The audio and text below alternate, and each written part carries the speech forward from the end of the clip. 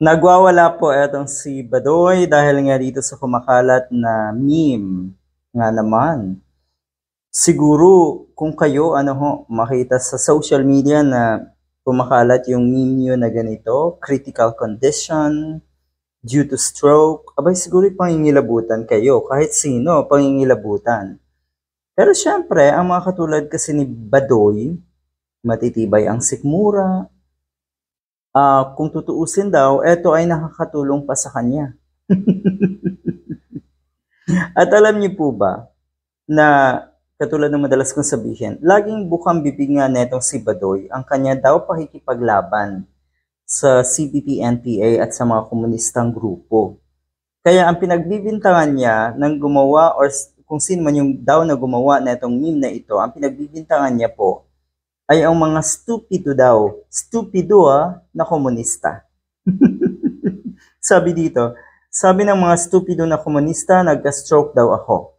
Kahapon pa ito pinadala sa akin pero wala akong gana mag-respond kasi nasa beach ako.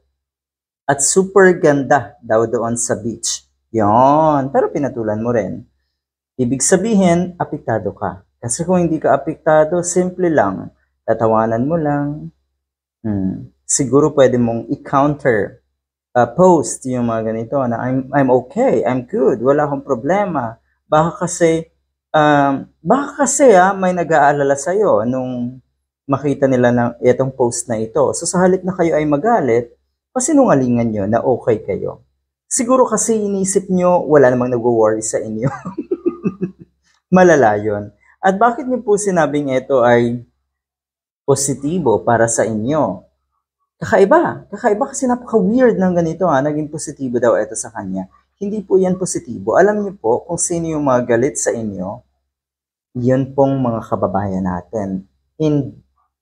Pwedeng sabihin majority ng mga kababayan natin natutuwa sa nangyari sa pagkapanalo ni Atom Araulio, natutuwa. Okay? Ibig sabihin, galit sa'yo. Meron man dyan na suportado ka sa mga laban mo, katulad mo rin yan. At yun po yung napakasaklap na katotohanan para sa inyo, na ang naniniwala sa inyo ay katulad nyo rin. Makasalita kasi kayo ng stupid sa ibang tao, akala nyo talaga kayo yung pinakamagaling. Alam nyo, dito sa post na ito, kayo po yung naging katawa-tawa, kayo po yung naging mukhang stupido. Bakit? Ang sinisisi nyo pa rin dito ay komunista. Para lang hindi detach doon sa idea na kayo ay kontra, kayo ay may advokasya para labanan ang mga komunista. Yun naman Yun ang gusto nyong ipakita sa taong bayan. Kasi there's no other thing, positive thing na pwede kayong iangat. Walang positibo sa inyo. Ito na lang ang last foray mo na ikaw ay nakikipaglaban. Pero nasa sayo yan. Kung totoo na talagang nakikipaglaban kayo para sa kapakanan ng ating bansa, nasa sayo yan. Pero ulit-ulitin ko, walang monopolya sa ganitong idea. Kaya hindi ka special. You are actually a nobody.